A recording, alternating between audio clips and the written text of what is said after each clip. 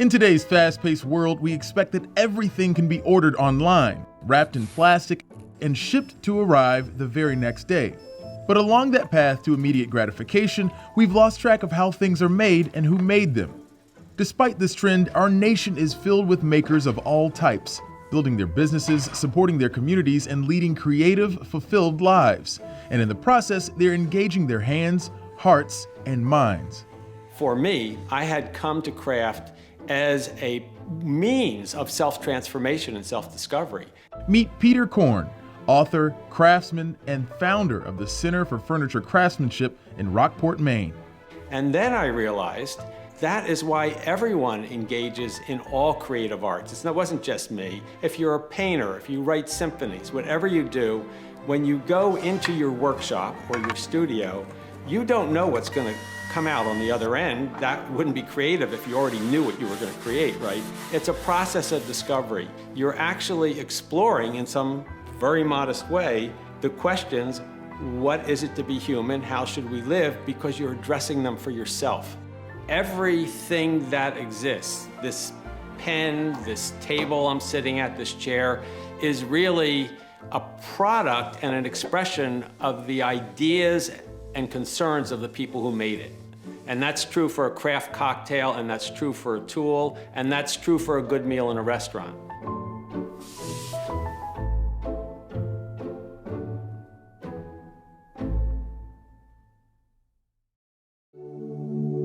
Humans have always been tool makers, and by extension, tool users. And while these tools were once diligently handcrafted, they have since become the product of automation and thus stripped of their essential qualities.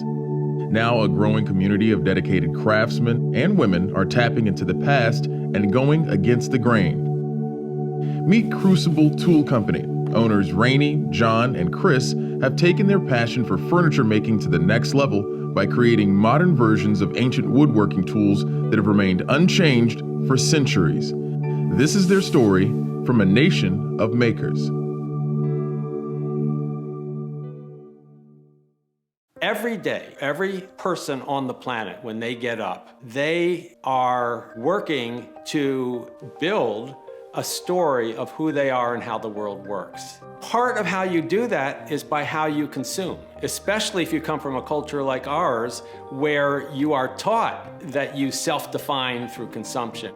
The market today, and frankly American culture, we're really limited to what you can do because we've fetishized efficiency to the point that you really can only make things within certain limitations. We just don't think it's the only way. By presenting people with alternatives for consumption, you are giving them at least a way to connect to things that seem authentic.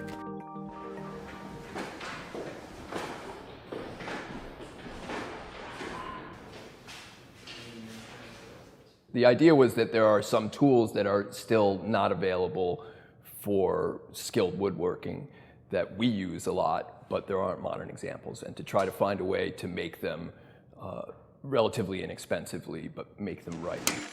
A lot of the modern tools were like photocopies of photocopies of photocopies until the point where they didn't work for us. It's really just about going back into history, finding tools that work, usually old tools, old models, old patents, old whatever, and then bringing them back to life, using them at the bench. That's where the heart and soul of this comes from. So there's the value of tradition. We inherit this incredible wealth of tens of thousands of years of human thought and experimentation. We can't help but inherit it because it totally informs this environment that's coming through us from birth. What we can do is start with that and improve upon it.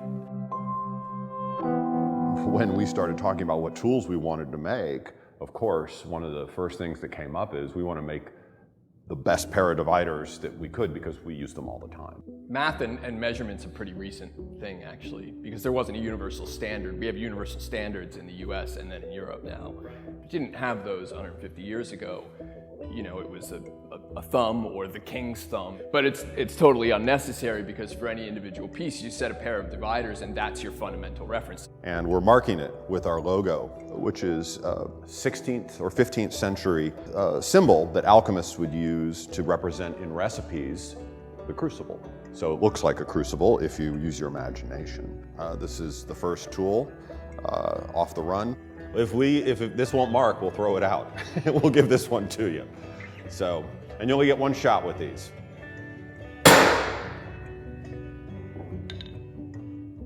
Early woodworking was all about geometry, and these can eliminate math and errors from your woodworking. And so our kind of philosophy with our tools and our furniture that we make is we won't mark it unless we're absolutely in love with it. We won't sign it. I would rather condemn it to anonymity.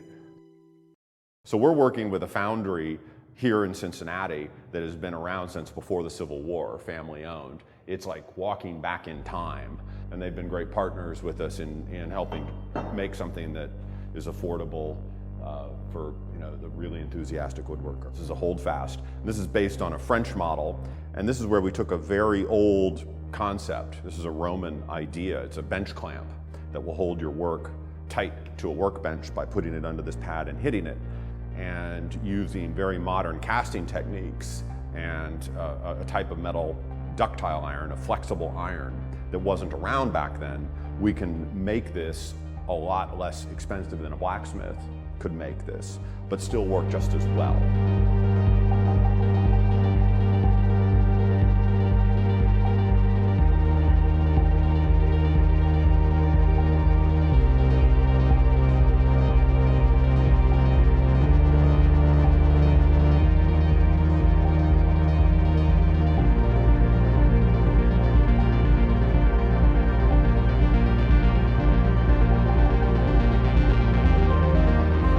You could make this in a lot of different ways and it would look like it had been extruded like an iPhone. It's not what we're after at all. The sand casting process results in a rough surface that has pits and things left over from the sand.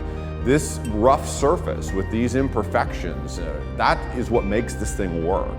Even better is when this thing starts to rust. And then the rust will actually also add to its gripping power. So this is one of those cases where, getting older and nastier and crustier really is better, which is what I tell my wife.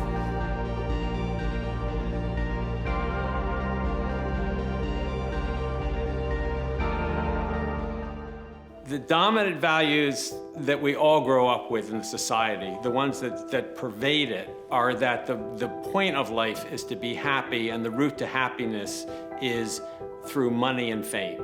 And if you really look at it, isn't how things work. People's day-to-day jobs are very mental heavy, very repetitive, very stressful, and so a lot of people are taking on hobbies doing the things that their grandparents killed themselves so they'd never have to do for a living. They're now paying to go and be able to garden and make their own beer. And I think there's legitimate reasons for it. The thing that everyone is looking for, bottom line, is a sense of meaning and fulfillment in their own lives. The lovely thing about craft is you engage the skill of your hands, the cognitive problem-solving parts of your brain, and as a metaphor, your heart, your passion. You don't have to be rich to have that. You don't have to be famous to have that, but it's so solid and internally generated. I think making things makes us human. That's what it is, bottom line. The only reason to do this sort of work is because there's some sort of a compulsion and a love for it. If you're doing it to get rich, you're insane.